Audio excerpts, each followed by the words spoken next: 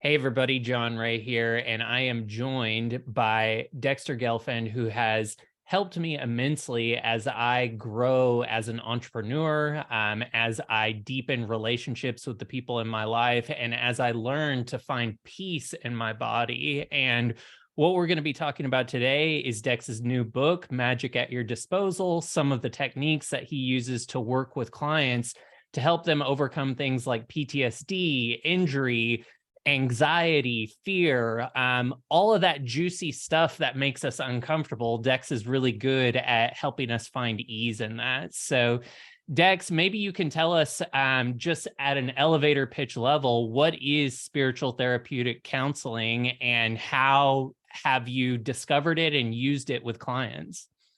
Well, just to get the phrase right, therapeutic spiritual counseling. And what it is my particular approach, recognizing that ultimately what matters is how we feel, our feelings. Whatever we're doing, if it's any form of therapy or coping mechanisms, we're trying to feel a certain way and or not feel a certain way. And I just came to understand that feelings are energies. That's what they are. And there's just an endless variety of any feeling, whether you call it anger. It's like there's 3,000 shades of blue, so there's apprehension and there's panic and there's shock and there's hostility and there's everything within that band, just as an example. And I've worked in the past, mastered various paradigms and techniques that I've explored, all of which has some value, but my impetus has always been, since I was very small, I felt in myself that I'm meant to be some kind of spiritual healer, so I always kind of resonated a little bit with everything that went in that direction. These various practices, techniques, beliefs, they all have some grains of truth, some more than others, some less than others, mixed in with person's own individual fixed beliefs, mixed in with whatever attitudes, mixed in with all the products of whatever persona a person happens to be living through. Yeah. So basically, what I came to understand from some of the more effective techniques I saw was that it comes down to, again, with the idea that feelings are basically energies, that what made just about any technique work, to whatever degree it worked, to relieve disturbing feelings, was basically what I would call spiritual digestion.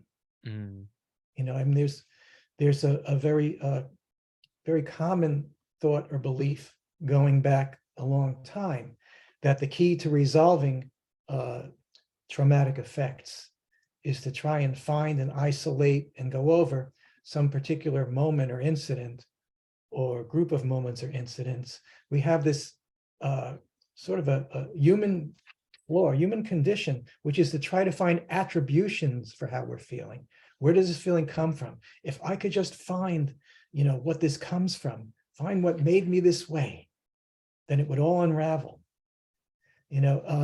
That's not as correct as you would think. I mean, there are various therapies that give some degrees of relief with using that principle, but it's more like this. Like, you have a particular disturbing feeling, and like one way it manifests is maybe as fear of groups of people or fear of crowds. Okay, and you can use any one of any number of practices or techniques to try and follow along that path of looking for experiences or moments dealing with fear of crowds. But basically, what you're doing in that case is you're just taking a little piece of that fear. You're not going to resolve it all by confining it to a context. Fear of crowds. It's like this. It's like we have every conceivable feeling within us. And the more we're fighting that feeling or resisting that feeling, the more dominant it becomes in response. The more energy we put out against that energy, the stronger the impasse created. And any feeling, just the pure feeling, like say, let's use the word apprehension or anxiety, okay? And anxiety can manifest in countless ways, including as fear of being around groups of people and crowds or audiences, okay? But the ocean that is that feeling is simply that feeling. It's not anxiety of crowds. It's simply that feeling of anxiety that gets triggered in that circumstance among others. It's not like an incident creates that feeling. It's sort of like if you picture, like, let's say water rolling down, a flood coming down the side of a hill, and there's little ditches, there's little holes in the ground on the side of the hill, and the water will fill those holes. It's like an incident that can trigger that feeling. It's like one of those ditches, and that feeling will seize on the opportunity to express through that moment. And if you direct attention to those moments, I believe you can get some relief from being triggered in those particular moments. But that anxiety is still there, that ocean is still there. You can also look at it as like that one particular context, as an example, we're using fear of groups, is like a little tributary, a little stream from that ocean of that feeling of anxiety. What I mean by spiritual digestion is to allow oneself to just completely allow themselves to notice fully and feel the energy of that particular feeling without limiting it to any context in particular in which that feeling arises. Yeah. In my own work, I find that just sitting with that feeling through the direction of some of the techniques in therapeutic spiritual counseling allows for a kind of energetic connect the dots to happen, where that feeling draws to itself all of the other energetics that need to be released. And so instead of confining them to some language barrier, we instead allow everything that's connected to that to slowly dissipate and dissolve. And I think that's where a lot of the magic comes into the process, is that you go in thinking that you're going to focus on one thing, and as you relax into it, you end up handling a whole swath of items. Exactly. When you do this, in doing the spiritual digestion, I have you, first of all, be completely effortless. You're not trying to find anything, resist anything, or have some means of dealing with it, so to speak. You just merely need to be effortless, not extending or generating any energy at all, just to leave a clear open space, a clear path for your spiritual instinct, what I call your spiritual compass, to flow through the energy of the feeling that needs to be digested. And in doing this, what normally happens is various moments across your existence where this feeling has manifested or presented will come to mind. That's sort of like what happens as it runs its course through you. You know, it's funny, but I think of an analogy. If anybody's seen the Terminator movie, the second one, with that Terminator that can change and its shape to replicate this person or that person. At the end of the movie, the scene where that Terminator is in like a vat of like molten lava or something of that nature, and you see arising out of that 1 second, another second, is various identities, various forms that this Terminator has taken. It was this person, it was that, and you see these as it is dissolving, you know, all these kind of run out. It's kind of like that when you do spiritual digestion, various moments across your existence where this anxiety or whatever feeling is being digested has occurred. There'll be glimpses and flashes of this moment and that moment. You know, again, the mistake, I'm calling it a mistake, it's not valueless, but it's relatively superficial, is to follow this trail of one particular narrative from all that scenery, and then you fall out of processing pervasively the entirety of the ocean of that feeling, but you notice these little contexts and moments pop up. It's not necessary to direct one's attention towards past experiences if you just go to the core, which is the feeling itself. And as needed, there'll be flashes of these moments as it completely digests away. And I said it really depends on the person simply sitting there and being effortless and allowing themselves to have this and fully notice and feel the energy of that feeling taking place. Including, and part of this can be allowing also all the energies and feelings that they've been expending forever, trying to wrestle this feeling down and push it back, all the resistance energies, which have that same feeling, only much stronger. I mean, 90% of resolving some really strong, persistent feeling is allowing yourself to notice and feel and digest the energy of how much push you've been putting into resisting it. You're not generating that resistance as you're doing this. You're allowing it to flow instead of stand there blocked. Yeah. And I think the interesting thing that I've really enjoyed about your work is that you recognize how many layers to the energetic onion there are. And, it seems simple. Oh, you're just going to sit there and feel the energy and then it's going to release. But it really isn't that simple at first, because we have so much mental resistance to not feeling it, or to thinking that we're not doing it right, or to think or to intellectualizing it. And so you're so good at sitting there and being like, what's happening with you? And I'll say something to the effect of, oh, well, I don't know, I don't think it's working. And then you'll say, now feel that. And it's so interesting how that frustration that we have towards the actual process sometimes is the next layer of the onion. And it's why it's nice to have somebody guiding us through that. It's so simple on both ends for myself and the participant, that we're so used to, I'm supposed to be doing something, I'm not doing it right.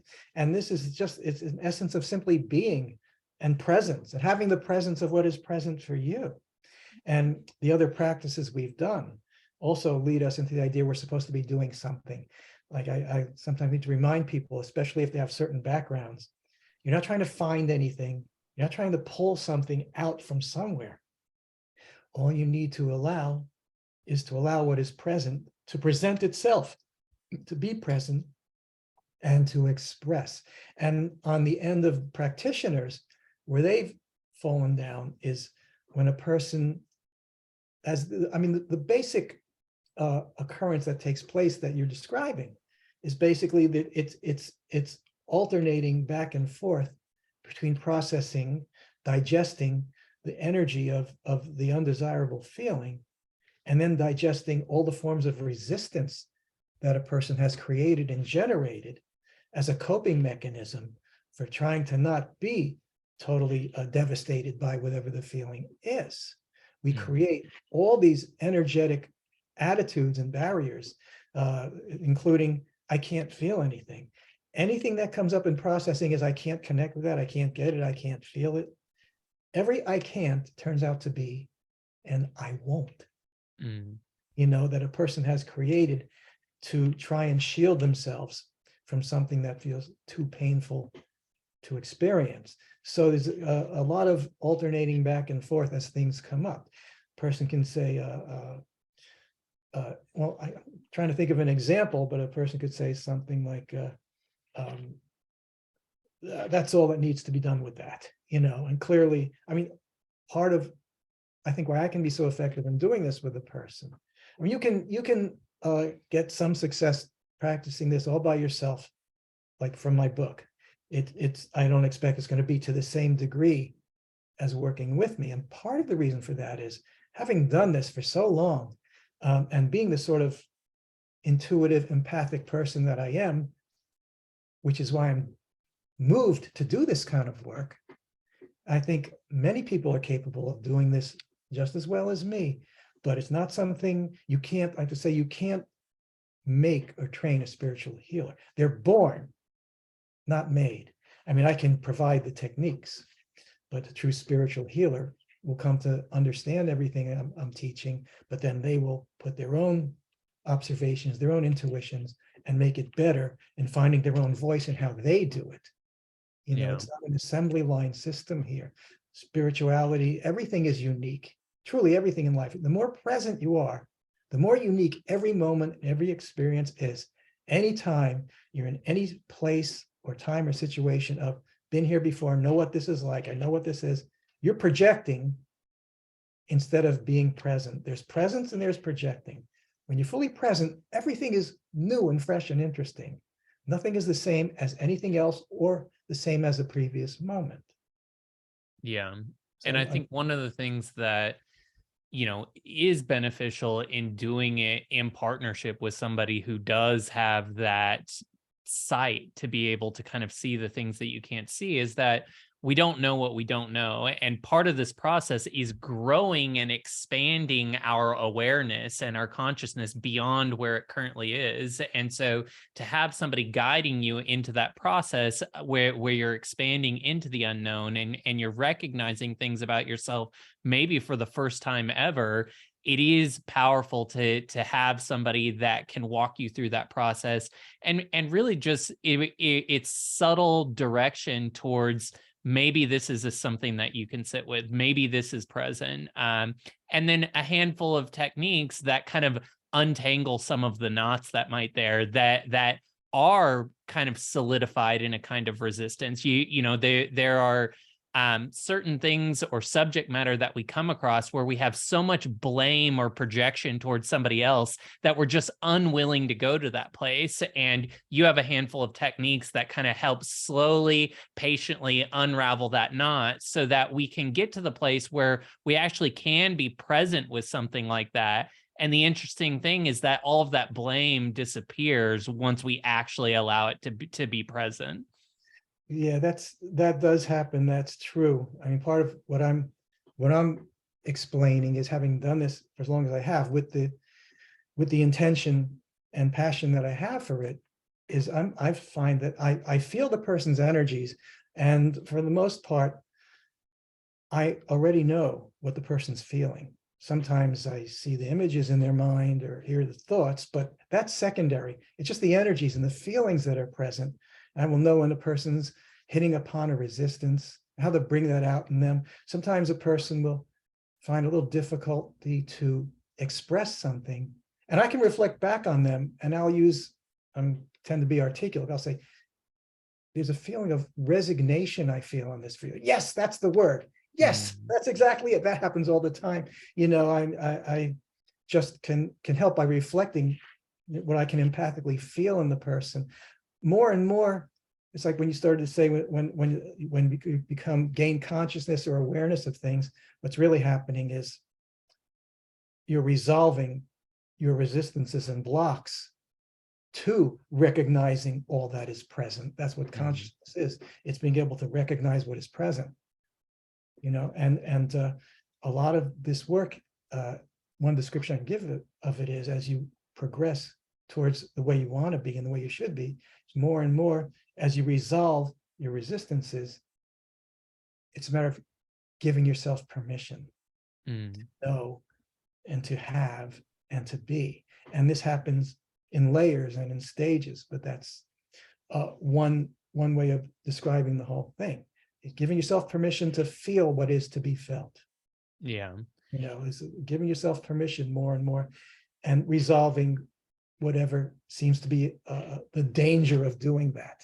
Yeah. What comes up also is in terms of abilities, powers, or whatever you would call them. A lot of times, what's gotten in a person's way is the feeling that they've abused this ability, that they will use it in a bad way or something like that. So when a technique I use, which helps a person to maintain whatever gains they've had, so they're not going to go away. In fact, part of this procedure actually amplifies those gains in states of being, awareness, and abilities. It does involve recognizing how the person has denied themselves access to these things out of concern that they shouldn't have it, or because of other interactions they've had with people in their existence, that it's been used in a harmful way, which recoiled on them or whatever. They're processing these things. And again, it comes down to that giving oneself permission, resolving whatever would bring a person to deny the presence of anything, including one's own greatness. Yeah. And that's another barrier I just want to mention very quickly, is there's this terrible toxic idea that thinking of yourself as great or brilliant is quote unquote egotistical. Well, I have to think that that concept was created by people who feel inferior and don't want other people to notice, or we want to the idea that there's such a thing as there's anything wrong with recognizing your own greatness. The only context in which that could be considered inappropriate is if it's actually an attitude one is using to condescend towards others, to deny their greatness. Yeah. To acknowledge or allow yourself to have your own sense of power and greatness and beauty. You never want to deny that. If you deny it to others, you're going to deny it to yourself. Yeah. So it's not a matter of there's anything wrong. You're not saying you're better than anyone else. We're all wonderful. We're all great once we resolve all our own resistances to these things. And that's a general cumulative, progressive, upward climb as we do what we do. Yeah. And I think an interesting byproduct of doing this work is that you find that your desires grow, because as your confidence grows, as your awareness of your own abilities, spiritual and otherwise, grow, you just recognize that you can claim more. And that's part of the really fun part of this, is that, I think a lot of people avoid certain therapeutic practices because they feel like it's just going to be slogging in the trenches of the past forever. But really, the fun part of this work is getting to the point where you can dream bigger and better and acknowledge that you can have those things and get up to speed with the feeling of those things. And that's the really fun part of this work. Well, that brings to mind something, a very good point, that worry about slogging and grinding through things. Which is very much a part of other practices that we don't recognize, that it's simply a matter of allowing yourself to have what is present. It's not a matter of digging in for something or doing any kind of work. I remind my clients as needed in a session, if you're doing any sort of work, you're doing something wrong. You don't need to look for, find anything, bring anything out. You just simply need to have what your spiritual compass is presenting, and everything dissolves very wonderfully that way. And because of what people have experienced in other therapies or practices, sometimes, spiritual digestion is a very simple thing. It's like, great, I don't have that feeling anymore. But because of all the apprehensions we've accumulated, there can be this feeling of waiting for the other shoe to drop. Is it really gone? I'm looking around. Is there any more? And it's interesting, especially the first few sessions with people, they'll be sitting there having completed the spiritual digestion, but they're still kind of like, they're trying to bring out more of whatever the bad feeling was, like to make sure they get it all, or they don't believe it could really be gone. I just have to say, look, do you feel its presence? Yes or no? That's all I'm asking. I'm not asking you to attest to being free and clear of anything, just do you no longer feel the presence of that, or do you still feel the presence? If the answer is, oh, just very little left, we're not done, a little more, Yeah. But that's all there is to that, but it's again, it's that idea that they're supposed to be doing something. Yeah. No, but if you're putting any effort or doing any kind of work, and it can be out of habit from other things a person has done or read or whatever, then then that becomes an obstacle. So that's why I have to remind people as needed. They say, am I doing this right? Well, if you're doing something, no. There's no doing here. It's just allowing yourself to notice and have what is present for you. And also, if we start out with they're complaining of a certain feeling, say, allow that feeling to digest. Maybe some other related feelings come up, and there's like, no, I'm not gonna focus on that. I want to go around. No, whatever your spiritual compass is flowing or presenting, it's all part of the process. Nothing is random and just happening for no reason. We have what I call your spiritual compass. It's, for lack of a better term, it's a natural instinct to flow up and allow to emerge exactly what needs to be felt and digested to accomplish what you need and want to accomplish in the session. I would define any practitioner's function is to accomplish for the other person, to facilitate their accomplishing whatever you are here to accomplish, not some premeditated pro forma scale or chart or steps or levels or anything like that a practitioner may buy into as this is how things happen. Just there to facilitate the accomplishing of what the person coming to me is coming to accomplish. No more, no less.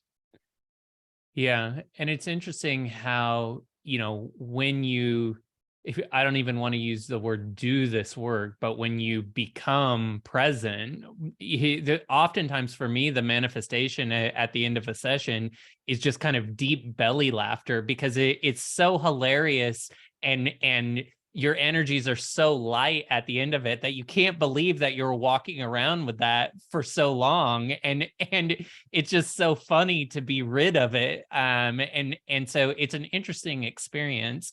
One thing that I wanted to ask you about to kind of make this a little bit more real for people are just some of maybe the symptoms that people come to you with that this work can be used to overcome and release. For me, the big thing that it's useful for is procrastination, for having the energy that I need to do the things that I know I need to do to achieve my dreams, to dream bigger, to really shore up the confidence that I can actually achieve the things that I've set out to achieve. But I'm curious, what are some of the other symptoms that people come to you with that they find relief through this process? Well, sometimes it's been person comes to me because they're not being themselves and they're being something else, which can be kind of off-putting and degrading. And so it's what we call a persona or an identity. There are many terms used for this, and they need to resolve and dissolve that false self, that false me. In fact, one of my techniques, I call it the false me resolution. What's interesting is there are practices that recognize the need to unravel the identities or false selves that we become encapsulated by in particular moments of engaging with particular situations or types of people. And what I haven't seen any of these other practices recognize is a couple of things that's really key. Any identity or self, it doesn't exist on an island in a vacuum. They're in pairs. Any beingness or self that a person takes on primarily exists to engage in a certain way successfully with some other particular beingness or identity, which in fact, that person has both of them. I can't tell you how sometimes I just observe and intuit things and recognize these things, but recognizing that has produced phenomenal results in my practice of developing procedures and techniques, whereby another point that's part of this in terms of resolving identities or personas is that there are actually two different ways in which we accumulate these. One of them is we take on some identity or persona because we feel that it's how we can get through something or succeed or avoid something we feel we need to avoid. And the other way is we are constantly casting images on each other in a spiritual sense, sometimes verbally as well. But basically, the basic means of relating to each other is a spiritual thing whereby I cast out two images, one of them being, this is who you are to me. The other being, and this is who I am to you. This is how you are to perceive me. And you are doing the same thing. I call this personality image projections. And in some cases, this is done particularly with long-term close relationships, like with your parents, husband and wife, but it could be potentially anybody. That's the second way in which we can accumulate personas and identities that are not us, which are very inhibiting, have many undesirable effects, limiting effects. Yeah. Recognizing this is important because you can't have a one-size-fits-all identity processing technique, because these are two different phenomena mechanically and need to be approached differently. And so I have developed personality image projection technique and false me resolution technique. And in the false me, there's a point where I ask, is there a particular response this identity of yours is seeking to get from other people? To be regarded a certain way, to be loved, to be respected, to be left alone, not bothered, whatever it might be, you know. And whatever the answer is to that question, I then ask, is there a particular type of person that this identity seeks this response from? And that could be people of authority. It could be submissive women. It could be any type of beingness or persona. But that answer is the corresponding identity that they also have. So we'll continue through the steps of the false me resolution, and then we will take up that other identity. And the interesting proof that this is factual is from the very first time I ever did this, and after processing the first identity, said, okay, now we're going to take up your identity of, you know, submissive, whatever, just to make something up. The very first time, and always the person said, yeah, oh yeah, I've got that. Yeah, let's take up that. Nobody's ever said, where'd you get that from? Nobody's ever said, nobody's ever failed to immediately recognize or acknowledge, yeah, oh, that is, I do have that. You know, it's interesting phenomena, but I mean, it's not because of my suggestion, you know, because that would get a different response if it was. It would bring out some resistive energy, you know, but, and it works remarkably well. We get, in order to resolve an identity, not only do you have to resolve the other corresponding identity, but what's interesting, those identities are engaged in a particular pattern of gamesmanship with each other. There's a game being played between the two of them. And what's really phenomenal, and I instinctively knew it would be this way, is to then ask, okay, what is the name of the game? Name that game that these two personas play with each other. It could be domination, king of the hill, I'm right, you're wrong, whatever. It could be any, but whatever it is, you get that person's own perspective and wording of that. And then I use a very simple technique directed at addressing that game itself. Yeah. And there's a moment that happens in doing that when it all releases, when the person completely transcends the entire bubble of existence of living within the game of those roles being played, that produces what I would call a profound spiritual liberation and change of existence, really strong liberation and a freedom from there that is exhilarating. And it happens every time we get to that point. Yeah, it's interesting and powerful. And I think the way that I've kind of intellectualized it is that, you know, my relationships, my experiences, the world around me really are an outpicturing of how I am experiencing myself in many ways. And so if I'm walking around with a false me or a false persona of myself, if I'm playing a game that doesn't serve me, well, that's all going to get outpictured into every interaction that I have. And by resolving those things, all of the sudden, the outcomes and results in my experiences can completely shift, because there's no energetics that are pointing towards that false me anymore. And my life can actually reflect who I really am and the desires that I actually have. Yeah, you know, you bring up 2 points I want to touch on very quickly. first of all, you mentioned again, intellectualizing. I meant to pick up on that because that's one of the coping mechanisms people use that can get in the way of processing. Yeah.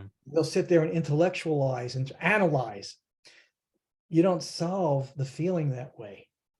I mean, you can do it brilliantly, analyze and intellectualize Yeah. and find comfort in that brilliance and that perspective.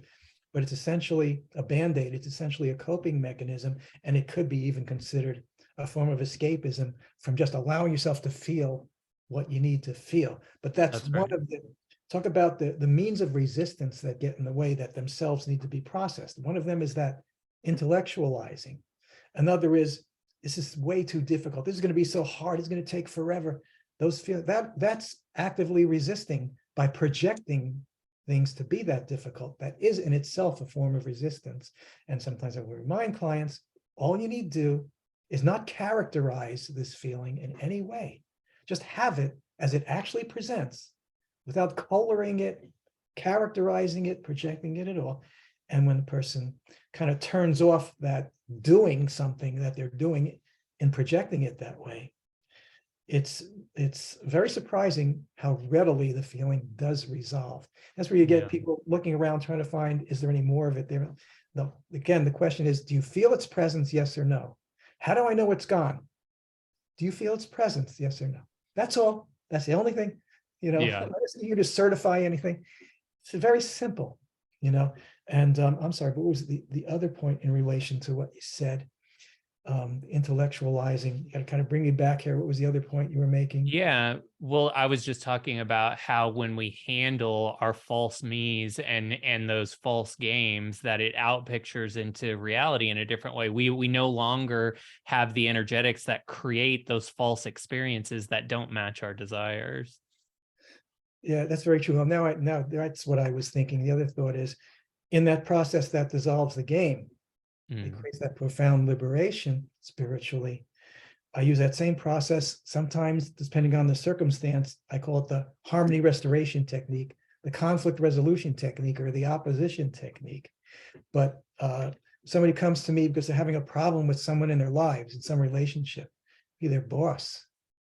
It's been their boss many times, of course, And the interesting thing about when this technique is done, I'm actually inviting you to have the other person's thoughts and feelings because they're all accessible to us. We're naturally telepathic. I mean, telepathic to me is a bit of a inappropriate term. It's not quite the right word, but it's the word we have. And the reason I say that is what it's really based on is spiritually, there is only here and now. There's no distance. It's sort of investing into a physical universe that the prime characteristic is distance. The ideas of separation and distance are artificial in jumping into and investing and buying into a physical universe. Time is a form of distance. There's yesterday and today, and there's 24 hours distance, just as space is. Okay, and so in truth, everything is here and now. Yeah. And that's why when we talk about telepathy, it's a malapropism, because telepathy suggests over a distance, telecommunication, telephone telepathy, but it's actually penetrating the illusion of distance, and that's what it really is. So basically, our thoughts and feelings, all of ours, are all accessible and here for us. And in this technique, I simply invite the person to notice and feel the other person's feelings, which are the motivation for whatever they've said or done that seems to be a problem. And when we connect that way, we allow for that connection to be recognized. The issues, the problems, and the division between yourself and the other person melt away so thoroughly. It's very common for the person to come back to me by the time we have the next session to tell me the other person's attitude towards them has changed completely. That's right. Because you're resolving things together, whether or not that person is intending to participate in the session. They're not there for it. On a spiritual level, you're right here. And what you're resolving is you're closing the space between the two of you. And so naturally, that's a change. The other person is now able to have your presence without putting any kind of resistance or characterization in the way. because Yeah, you're resolving those energies in feeling their energies of their feelings. It's that's right. remarkable, but it's remarkable from maybe a objective or external perspective of not being used to this happening, Yeah. but it's to be expected. Yeah, it really is. And I mean, it happens to me all the time. I mean, this work is most transformative in my relationships, whether that be the people I meet at the grocery store, my coworkers, my boss, my girlfriend, my parents. As you do these harmony restoration techniques, or just sit in presence with the spiritual beingness of that person, you can resolve so much without ever having to have a physical, tangible conversation. And and it's just amazing once you see it working in every single relationship. It's something that you do come to expect from this work, and has been one of the great joys of me being practicing it now for many years. It could be said that there are two conditions: presence and projection. Mm, Presence is togetherness and love and joy, and projection is distance, characterizations, and inhibiting characterizing of each other. mm. So they One, basically, all is possible, or everything a person could want to have a beautiful life, to the full magnitude of one's presence and joy and accomplishment. That's the natural state. Just yeah. projection gets in the way. I have a theory about the spiritual and the physical, which is that like one thing I've noticed when we talk about stubbornly held protective attitudes for a moment, which is what resistance is. They're all come as phrases, but they're all attitudes that in one way or another are saying, I'm not going there no matter what. It's a no about something. Mm, And the ultimate core stubbornly held protective attitude is an example of something you touched on earlier that I meant to get to, which is that point where you start laughing. Okay. mm. To me, like the point where you've completely digested and resolved something fully is when you're laughing, and what we're really laughing at is just what silly beings we are. We get in our own way with great competence, with wonderful mastery of getting in our own way, and Mm. we realize it's like a little boy playing soldier, with these serious attitudes we take on about things, and this is how it is. It's so silly. We all do this. I'm not saying I'm exempt. I'm not. I recognize I process these things like anybody else, but there's that moment when we process a stubbornly held protective attitude, we go through all the steps of the procedure, basically to digest the energies that are infused into it and so forth, and do the things we do. And the final question, if it's not already answered by the person's statement, is how does maintaining that attitude seem to you now? And it's fully resolved. You get this really funny answer, which is basically, it seemed like a good idea at the time. Yeah.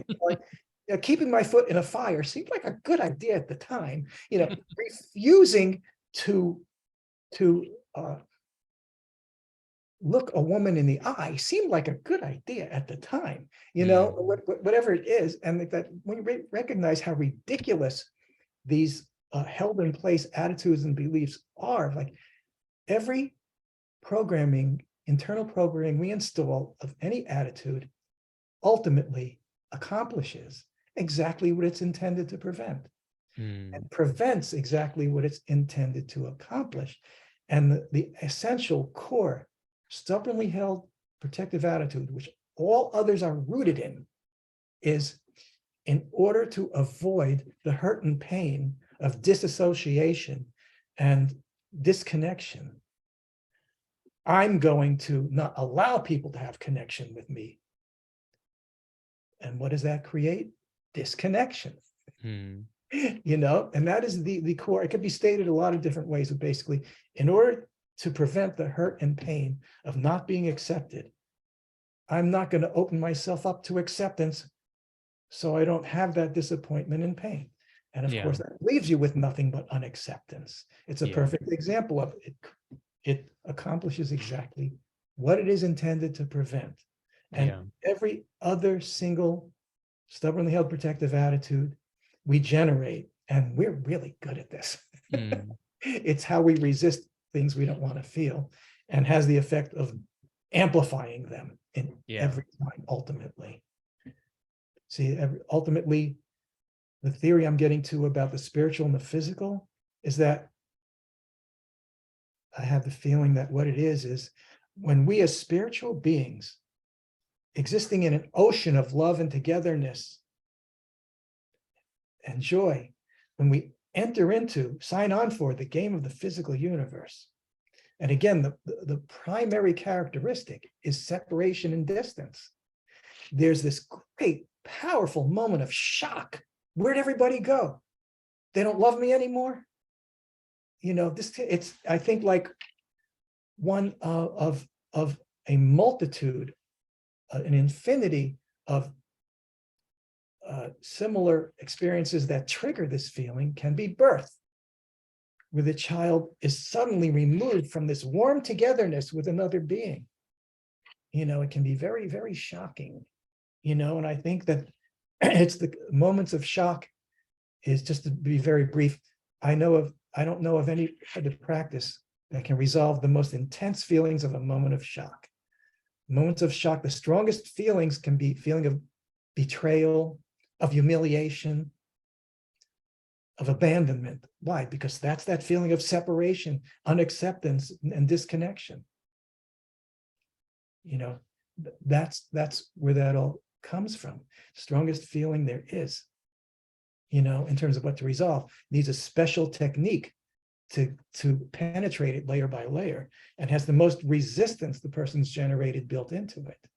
It brings up all these stubbornly held protective attitudes along the way.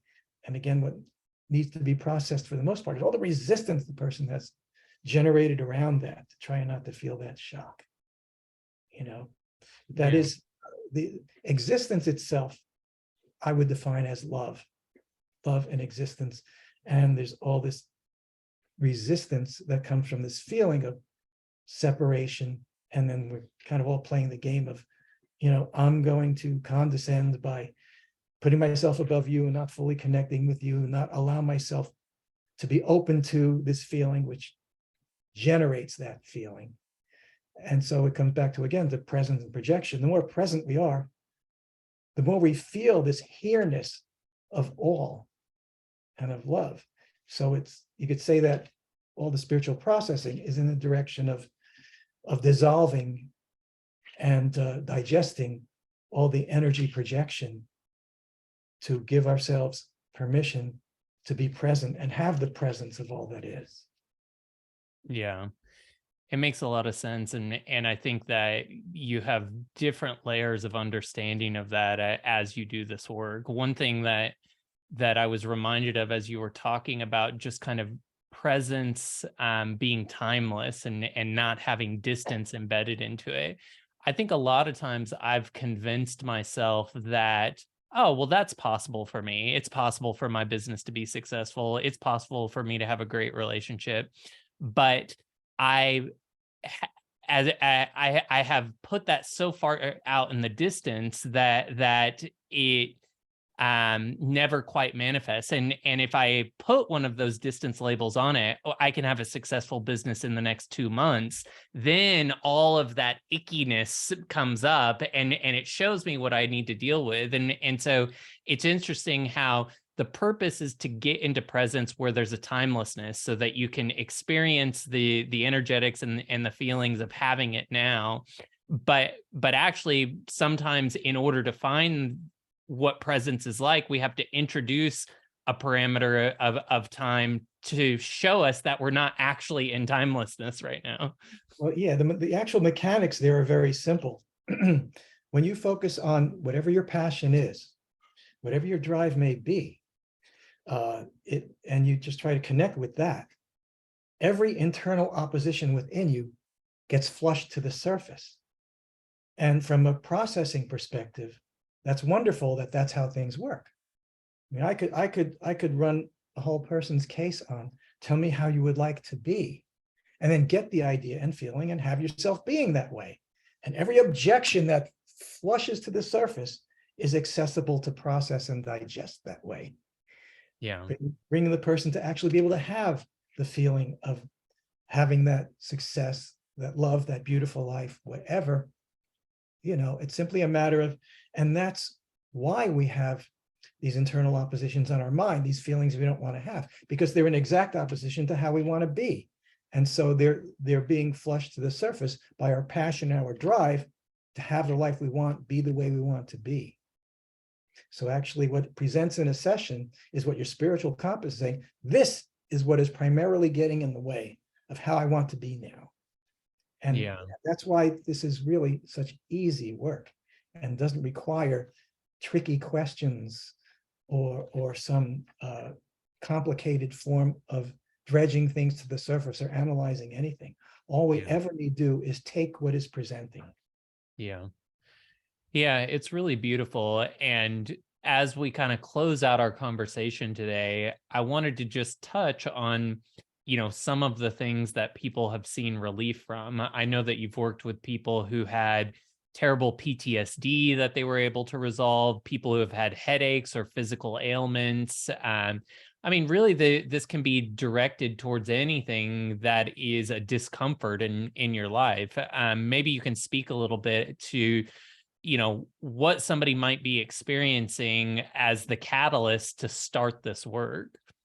Well, I would say the common underlying feeling is anxiety, and, people tend to contextualize it in relation to something, anxiety under certain circumstances or whatever. But there tends to be where there's been extreme anxiety for feels like forever, going on forever, what you call post-traumatic stress syndrome, PTSD, there's always going to be at least one moment of shock at the core of that. I can feel when the shock energy is present. It's a very strong, intense energy. The person may or may not use the word shock. They might not be all the way there, in which case I will say, is there a moment of shock related to this? And more often than not, instantly, within 6-7 seconds, they've got a particular moment in mind, which requires that very special technique because of the intensity of that. And then it can turn out, the way things work is there will be other moments of shock that's really the same energy, that 1, 2, 3, whatever, will emerge and arise as we simply continue. And that's why my clients need to understand that just because I've said, allow that feeling to present itself for that moment, that doesn't mean to exclude what does come into their mind. Again, like your mind is the director, not me. Okay. I'm just here to help you have the presence of what is present for you and recognize it so that you can digest it. So there can be other moments related that come up, and there's always going to be that toggle back and forth between processing the feeling and processing the feeling of all the energy that's expended or been expended in resisting that feeling. And sometimes, again, you toggle back and forth between the two. And it's very enlightening to recognize how most of what we need to process isn't what we've been so in fear of trying not to feel.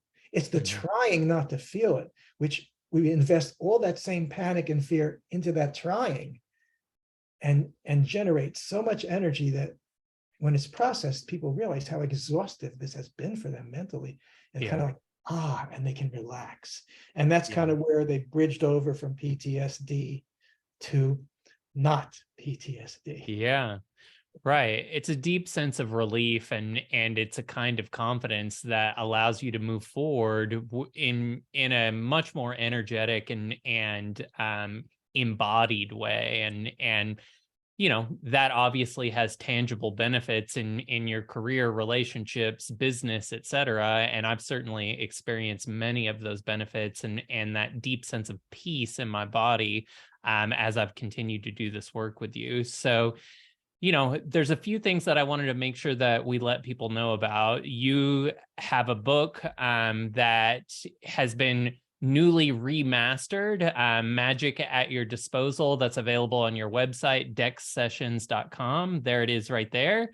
It's a really great way to start to dive into this work and kind of understand some of the intuitions that Dex has had over the years that have resulted in this practice. And then, you know, what I tell everybody is the thing to do is just to jump into a session, because the book is a good way to understand some of the principles, but there is a tendency to just intellectualize the work. And if you can just get into a session and start doing it, it's so much more impactful, and you have such a deeper level of understanding of how to apply some of those principles in that book. Is there Right. anything else that you would add, Dex? Well, about the book, first of all, let's make it clear it's an ebook. What I'm showing you is I've gone to, Staples, had it printed out, and you get this kind of spiral binding, which is wonderful because it allows the book to lay flat, Yeah. which is what you want. If you're a dinosaur like me, you need to hold this in your hand and look at it rather than be looking at a computer monitor trying to read a book that way.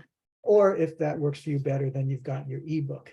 It's Yeah. on my website for $16.99, and it's not wholly a substitute for having sessions with me, but it is enlightening, and you can use the techniques. I've written the techniques into the book as to be done by yourself, asking yourself these questions and so forth, because there is varying degrees of relief and success depending on how well you can manage that by yourself, but there will be improvement and there will be relief in doing that. And yeah, at the same time, it does prepare you a little bit more for having sessions with me. But there are a lot of explanations and articles that kind of help people to connect their dots of how life works and how it's working for them and why things happen the way they do and what the form of things are. And I know that I get a lot of feedback about that, that it's appreciated that way. And just in line with that, I should also mention that I do also provide, I used to simply call it training, but I call it enlightenment master classes now, because all the people that have engaged in the training, it's become more and more ask me their questions about how things work, the spiritual mechanics of whatever, of taking on an attitude or taking on an identity or various contexts and situations. So it becomes like an open floor to ask every question under the sun, moon, and stars that I can be helpful with about the mind or the spirit. At the same time, I'm training you thoroughly in the principles and each specific technique that I use. It goes far beyond what is in the book. And in training people, my goal is not to have them perfectly execute as I've written things, but to find your own voice, because anybody who would do this has the same passion as me, and they will find their own voice and they will make it better by doing it in their own way once they understand everything I have to give about that. And the training sessions are like a 45-minute one-on-one over the internet every week, and it simply continues for as long as there's more to cover. Yeah.